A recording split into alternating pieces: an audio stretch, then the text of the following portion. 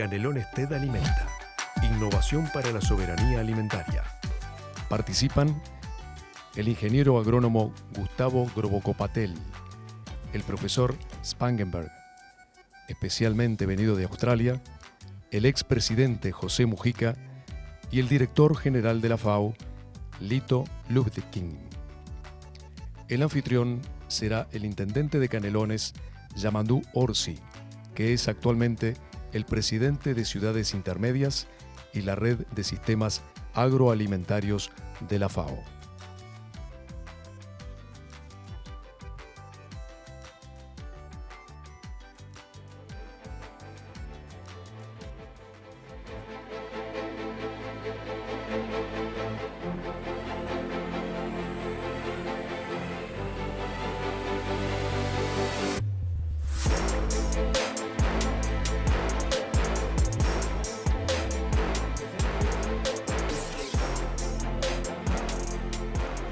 Estamos en Canelones, el departamento del Uruguay que produce la mayor cantidad de alimentos para el consumo nacional, en este día tan particular que es el Día Mundial de la Alimentación. Nuestra consigna es innovar para la soberanía y la seguridad alimentaria. Para eso contamos con los invitados que ya fueron presentados, pero quisiéramos empezar esta conversación en un contacto con quien fuera integrante y secretario del gabinete de la FAO hasta hace poco y hoy director regional para América Latina y el Caribe de la FAO. Así que, Mario Lubensky, desde donde estés, quisiéramos conectarnos contigo. Mario, ¿dónde es que estás hoy? En este momento estoy en Roma, si bien mi fondo es de mi oficina en Santiago de Chile. Gracias, Mario. Gracias, Intendente, por invitarme a este evento. Intendente y a su vez presidente de las ciudades intermedias de lucha contra el hambre que lleva adelante junto a la FAO, al señor Yamandu Orsi, amigos panelistas que están allí, especialmente el señor expresidente José Mujica, quien con sus reflexiones ha ayudado y mucho a aumentar en América Latina y en el mundo la sensibilidad sobre los temas que nos convocan al evento de hoy. Hoy es 16 de octubre, Día Mundial de la Alimentación, como tú señalabas, Yamandu, coincide con la fecha de nacimiento de la FAO, en la ciudad de Quebec en 1945, y por eso la combinación de fechas. Desde el viernes hemos iniciado miles de eventos como el que ustedes están realizando hoy en la ciudad de Canelones, en todo el mundo, justamente para reflexionar sobre la situación y el futuro de la seguridad alimentaria, dónde estamos y a dónde vamos, y eso pienso que la reflexión que ustedes harán va a ser una contribución bien importante en este proceso. Y es claro que la tendencia de dónde estamos es negativa. La difícil situación que ya teníamos y vivíamos previo al COVID se agravó sin duda durante el COVID y ahora en los efectos del post-COVID, así como los conflictos militares han agravado la situación, especialmente lo que se está viviendo hoy en el conflicto de Ucrania. Si miramos cifras, 828 millones de personas pasan hambre en todo el mundo. 3.100 millones de personas no pueden tener una dieta saludable y a su vez 800 millones de personas están obesos, agravando el problema del hambre y la malnutrición que van de la mano. América Latina no queda atrás porque mientras este continente latinoamericano y caribeño podría producir alimentos para más de 1.300 millones de personas, el doble de la población regional, hoy tenemos en la región más de 56 millones de personas que pasan hambre, lo que equivale al 8.6% de la población de la región y el 40% de su población regional, cerca de 268 millones de personas, tienen inseguridad alimentaria moderada o grave. Pero si pensamos en los niños, el 7.5% de los niños son obesos, igual que el 24% de los adultos mayores de 18 años, con las consecuencias que esta situación tiene para la salud y para la economía de los países de la región.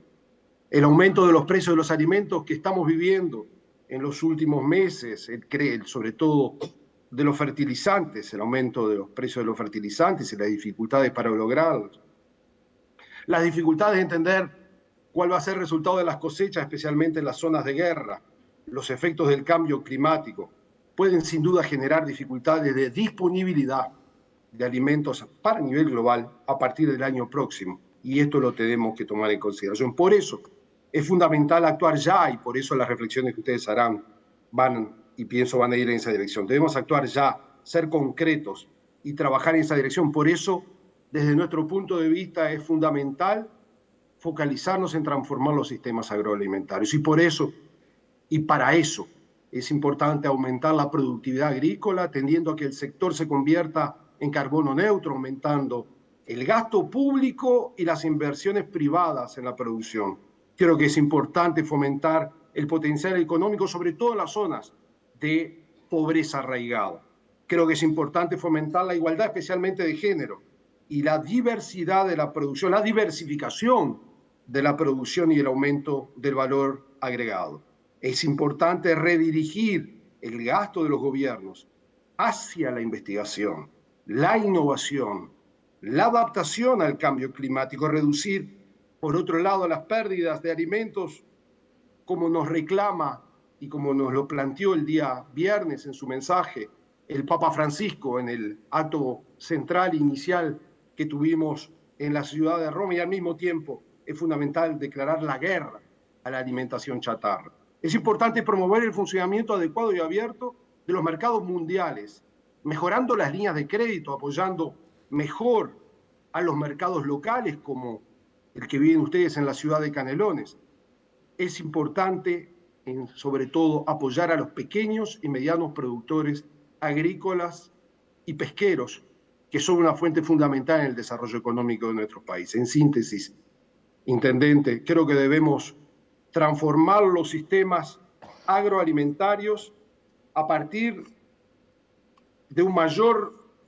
justamente de una mayor eficiencia y resiliencia para mejorar la realidad social, económica, nutricional y ambiental. Como señalaba anteriormente, el Papa Francisco el viernes nos dijo: los pobres, los que pasan hambre, no pueden ser vistos solo como números, solo como datos o solo como flujo de estadísticas interminables. Justamente por eso y por ese concepto es que nosotros, a lo largo de todos los debates del día y de la semana y del mes mundial de la alimentación, no podemos dejar que nadie quede atrás. Y eso debe ser el creciente compromiso de todos. Nadie debe quedar atrás. Y para eso deben actuar los gobernantes, junto a los parlamentarios, junto a alcaldes como usted, Yamandú, junto al sector privado, la sociedad civil, la academia. En síntesis, nosotros pensamos que aún es posible, pero para eso debemos actuar rápidamente. Mucha suerte con el debate. Muchas gracias. Gracias, Mario.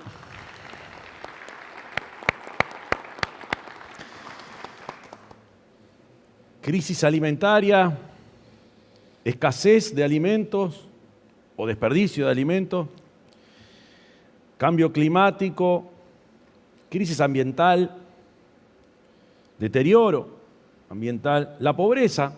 Acá en Uruguay estamos hablando de las ollas, la solidaridad que hace que la gente se pueda alimentar en el barrio. Cientos de miles de uruguayos están pasando dificultades, hace ya tiempo de esto.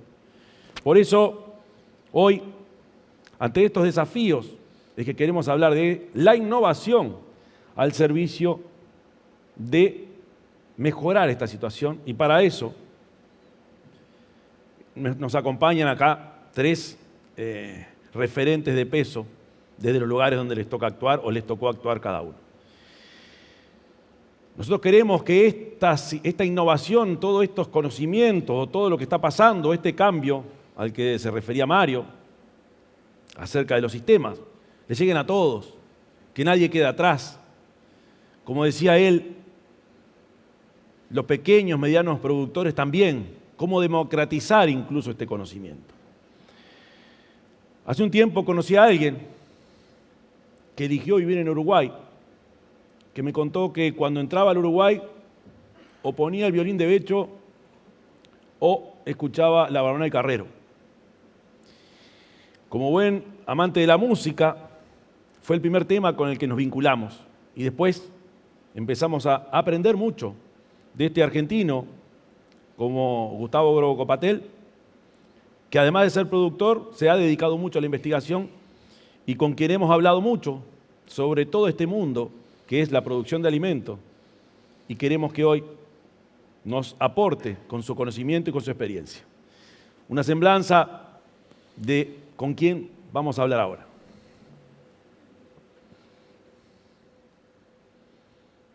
Es ingeniero agrónomo por la Facultad de Agronomía de la Universidad de Buenos Aires, donde también fue docente en manejo y conservación de suelos.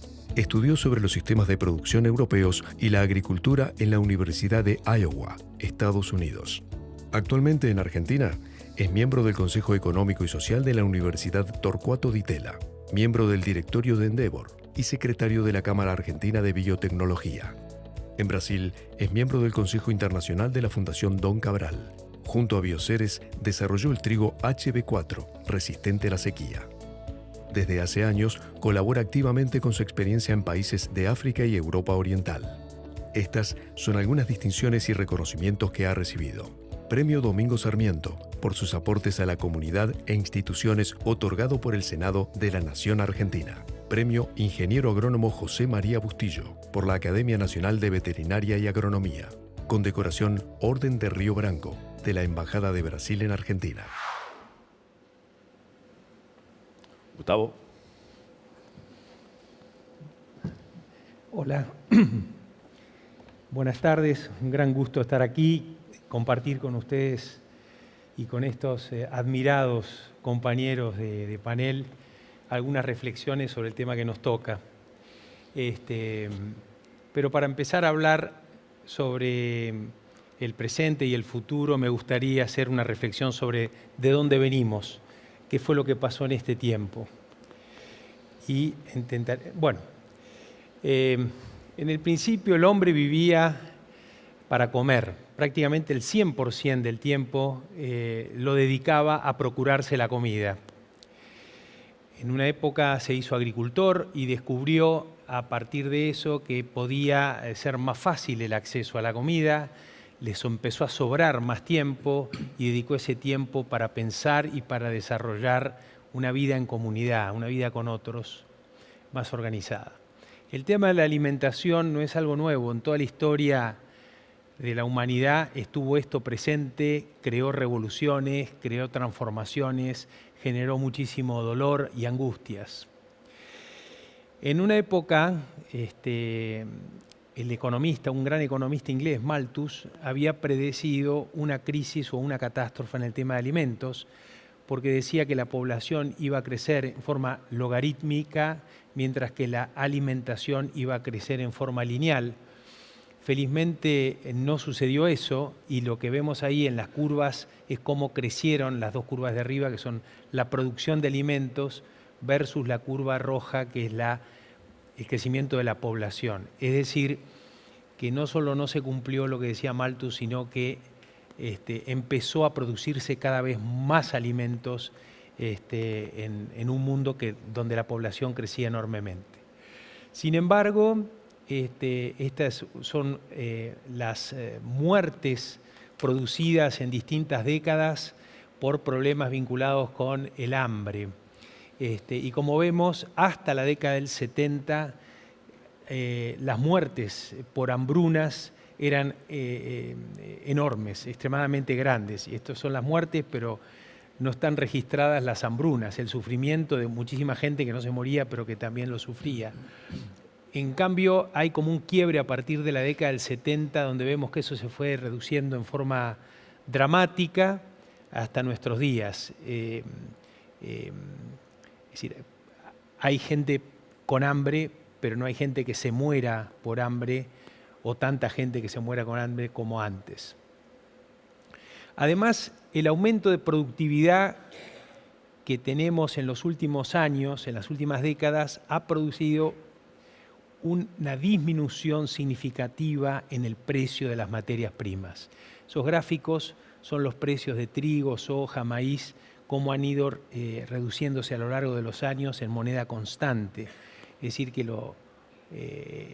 esa reducción en el precio, medida en términos constantes, ha generado aumentos en el consumo de muchos alimentos donde antes no se consumía. Este es el aumento en el consumo de carne en China.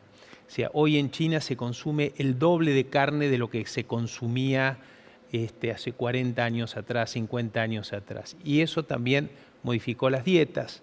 De dietas que eran exclusivamente de hidratos de carbono, empezaron a cambiarse a dietas más vinculadas con las proteínas.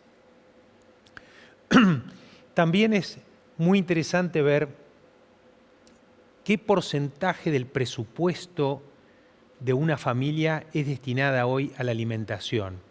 Y como vemos en las curvas, va cayendo rápidamente el porcentaje destinado a la alimentación. Es decir, en 1960 una persona en Estados Unidos gastaba el 18%, ahora está gastando el 10% de su presupuesto. Si la gente empieza a gastar, pero más en otras cosas, en entretenimientos, en viajes, etcétera, etcétera. Inclusive las curvas de abajo muestran cómo inclusive las familias gastan más en alimentación, pero en restaurante. Es decir, que no necesariamente es una medida de lo que, digamos, de lo que debe ser. Sin embargo, este es el promedio. Cuando vemos en esta otra, vemos esto separado por quintiles de acuerdo al nivel de salarios que tienen, vemos que todavía las personas de menores salarios gastan un porcentaje significativo. Es decir, cuando una persona de altos salarios gasta el 7% de su presupuesto en alimentación, las personas de menores ingresos gastan el 27% de su proporción. Es decir, que hay una tendencia al descenso, pero todavía los sectores más pobres siguen gastando más. Esto es lo que las familias consumen, son familias de distintas partes del mundo, consumen anualmente, y uno podría decir como primera reflexión de esta parte de la conferencia, es que el hombre ya no vive para alimentarse, sino que se alimenta para vivir. O sea, cambió conceptualmente a lo largo de estos siglos el concepto del vínculo del hombre con la alimentación. La razón de por qué eso está ocurriendo tan rápidamente en las últimas décadas tienen que ver con distintas convergencias tecnológicas que aumentan la productividad. La primera convergencia tecnológica, esa de la década del 70, que tomamos como referencia, que es cuando bajan las muertes por hambre, tiene que ver con lo que se llamó la Revolución Verde, que es la convergencia entre el uso de fertilizantes, el cambio en la genética y el uso del control químico de plagas y enfermedades con productos que se habían desarrollado para la Segunda Guerra Mundial. Así que la Revolución Verde es de alguna manera hija de la Segunda Guerra Mundial y de los desarrollos tecnológicos que se hicieron, pero básicamente es hija también del reclamo de la gente. En 1970 o antes de 1960, había enormes hambrunas en la India básicamente, y los productores de la India salieron a protestar masivamente frente al gobierno pidiéndole fertilizantes, pidiéndole ayudas para aumentar su producción. Y esto hizo que ingeniero agrónomo científico norteamericano, Norman Borlaug, desarrolle ese paquete tecnológico que le valió el Premio Nobel de la Paz. Hay una segunda convergencia tecnológica que llamamos revolución industrial verde. Es decir, no es la revolución verde, sino es la revolución industrial verde. Porque a partir de esa primera convergencia empiezan a desarrollarse otro tipo de tecnologías, como la biotecnología, la siembra directa, la agricultura de precisión, una mayor sofisticación en ese control químico de la que habíamos hablado, que a su vez son hijas de otras tecnologías madres, son hijas de la electrónica, de la robótica, de la metalmecánica, de otras tecnologías que generaron eso. los productos que se obtienen a partir de esas plantas ya no son solamente alimentos. Hay una multiplicidad de productos, medicinas, textiles, enzimas, productos industriales. Entonces lo que decimos es que esas plantas, en este caso son una planta de soja y una planta de maíz, pero podríamos poner otro tipo de plantas, ya no solo producen alimentos, sino otros productos más vinculados con la industria. Y son, de alguna manera, como plantas industriales, verdes, donde no usan la energía eléctrica, sino que usan la energía del sol, la energía solar. Las hojas son una especie de pantallas solares. Son fábricas que no emiten dióxido de carbono, al revés, lo absorben al dióxido de carbono. Es decir, son plantas industriales del siglo XXI de una nueva generación. Estamos transitando esta revolución industrial verde y vamos hacia otra que podríamos decir el futuro, que tiene que ver con una nueva convergencia donde hay una revolución de la información, de nuevos materiales, nuevas formas de organización y de gestión. Y permítanme darle un ejemplo. Hay científicos que ya están desarrollando robots que plantan semillas con inyectores. O sea, hay inyectores que permiten poner la semilla en el lugar adecuado. Hasta ahora se siembra haciendo un tajo en el suelo, arrastrando máquinas con tractores, pero estos robots pueden usar estos inyectores y entonces esto generaría el fin del uso de los tractores o de las maquinarias tal cuales las concebimos. Muchos hablan de robotización hoy como reemplazo del ser humano por robots. Yo hablo de robotización, de reemplazo no solamente de los seres humanos, sino de las maquinarias por este tipo de robots. Son robots que a su vez están orientados por la agricultura de precisión, con información que vienen de satélites o drones, que funcionan con energías renovables a través de las baterías de litio, que a su vez pueden ser fabricados en impresoras 3D. No se necesitan fábricas inmensas, sino que pueden ser diseñadas específicamente y desarrollados en un garage de una casa en cualquier lugar del mundo, que utilizan lo que llamamos las semillas listas para usar, que es como una especie de combo donde está la genética. Las semillas son como un depósito de chips, de información que permiten generar plantas de distinto tipo, pero a su vez van recubiertas por moléculas químicas, por organismos microbiológicos, por otro tipo de productos que le facilitan el nacimiento y el desarrollo, con una innovación que puede llegar a ser fundamental. El aire que respiramos, el 70% es nitrógeno aproximadamente. Podríamos estar capturando el nitrógeno del aire y transformarlo a disponible para las plantas, y eso reduciría enormemente el precio de los fertilizantes y la eficiencia en el uso de los fertilizantes. Bueno, en fin, esto daría una agricultura mucho más eficiente, mucho más sustentable. Si le agregamos el control de insectos y plagas por productos físicos, reemplazando los químicos, podríamos hacer una agricultura mucho más, amigable con el medio ambiente. Hay que sumarle la uberización del transporte y la eficiencia en el transporte para bajar costos de transporte y mejorar su eficiencia, y distintos mecanismos que mejoran la gestión, como la inteligencia artificial, el comercio electrónico, las finanzas, etcétera, etcétera.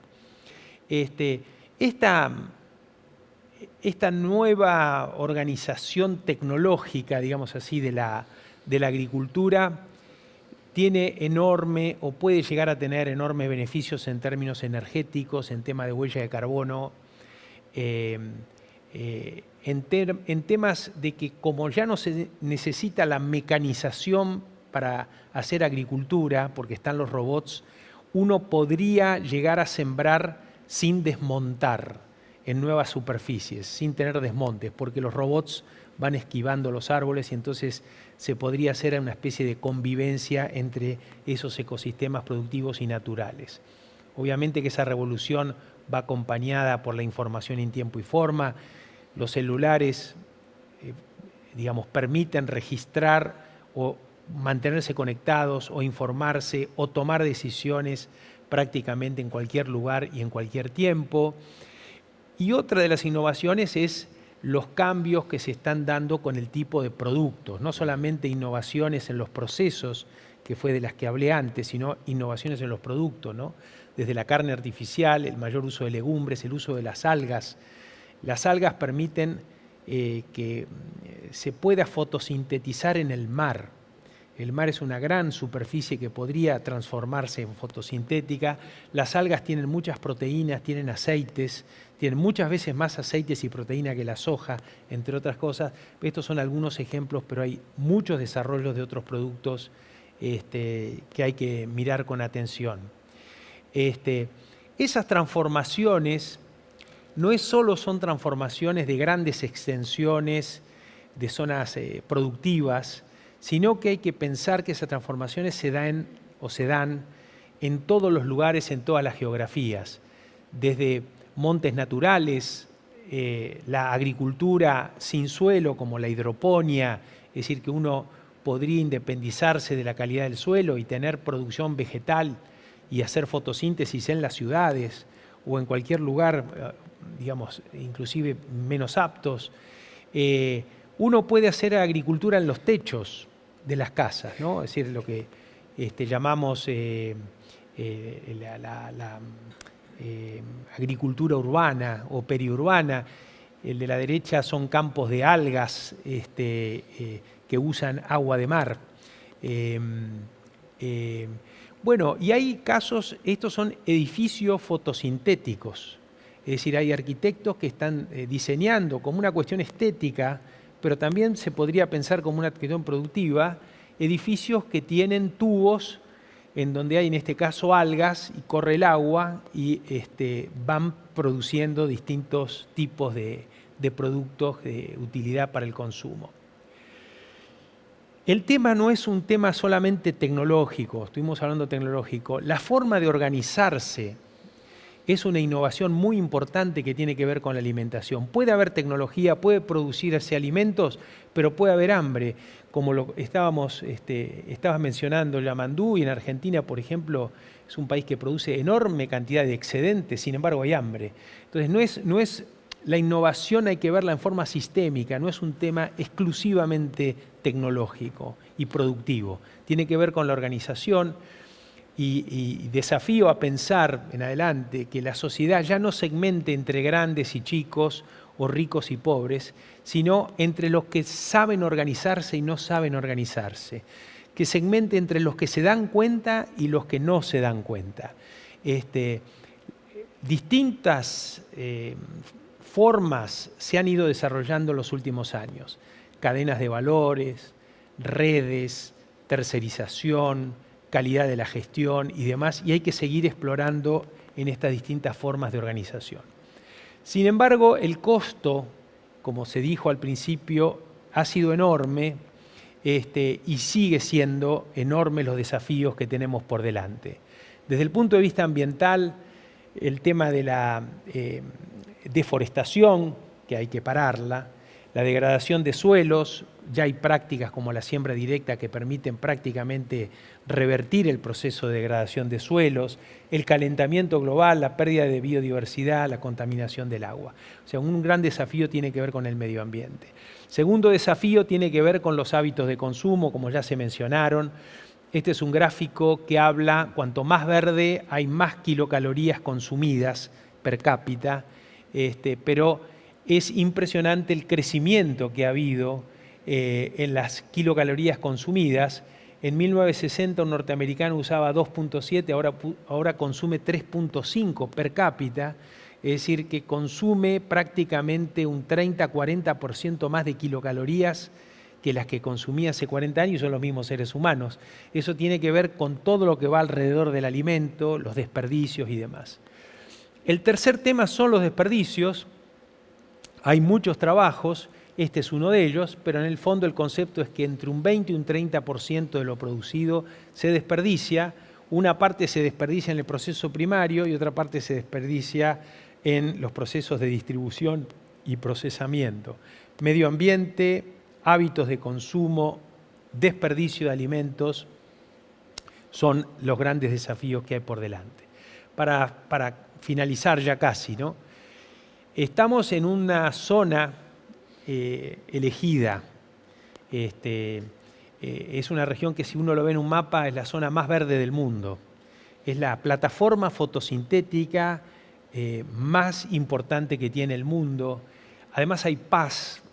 Es una región abierta al mundo, con recursos para dar y recibir, con tradición de producción agrícola. Hay otras zonas verdes que no tienen tanta tradición de producción agrícola, es un tema cultural, con lo cual el Mercosur y nuestra región y Uruguay está ubicado en el lugar adecuado, en el momento adecuado para poder ayudar a resolver estos grandes problemas, y ese liderazgo debe ser asumido.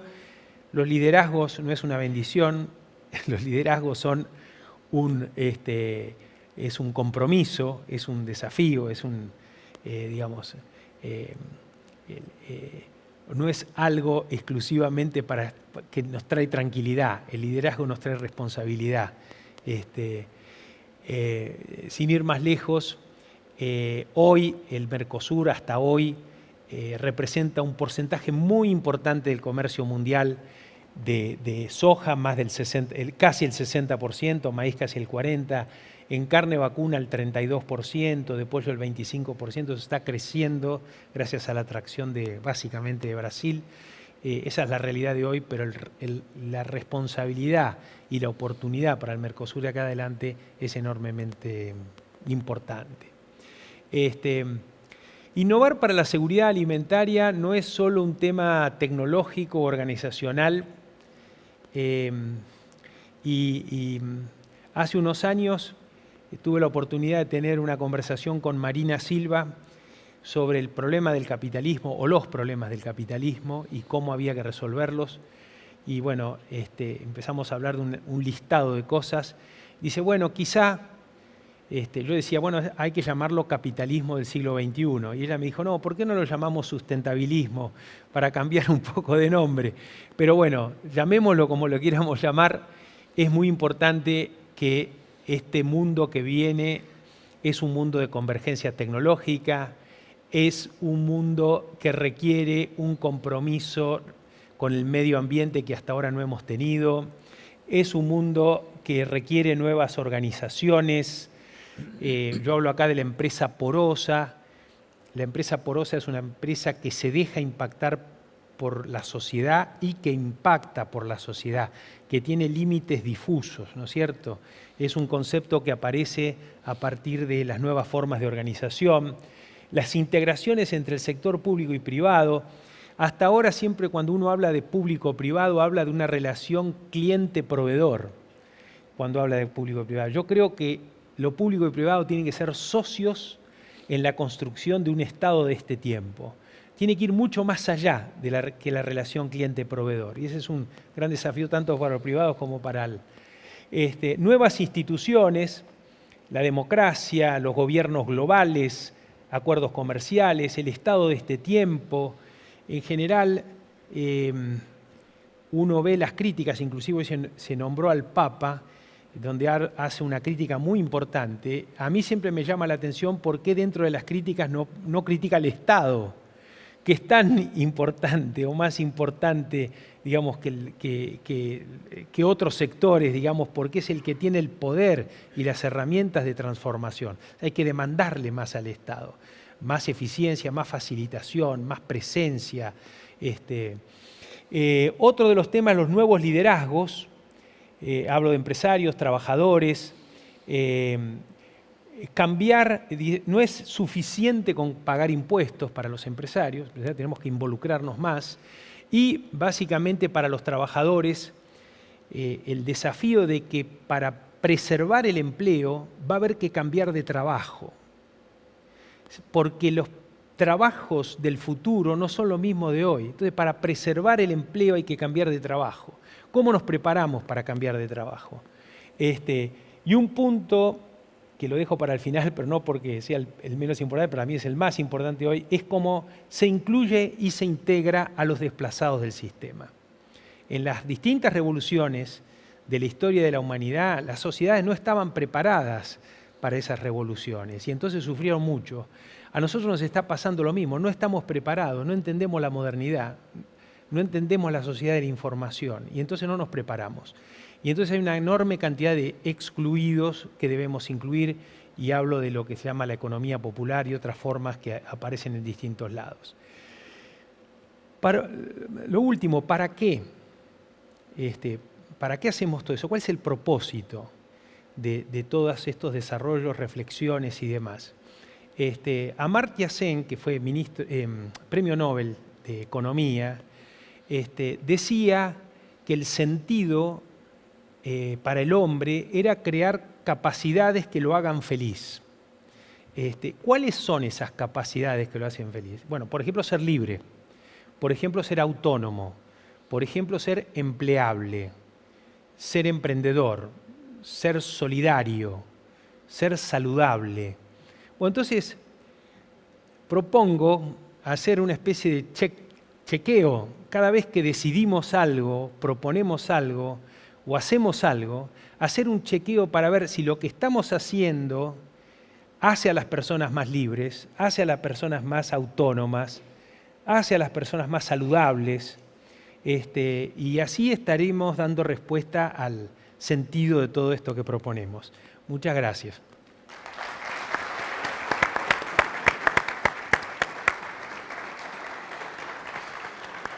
Gracias, Gustavo.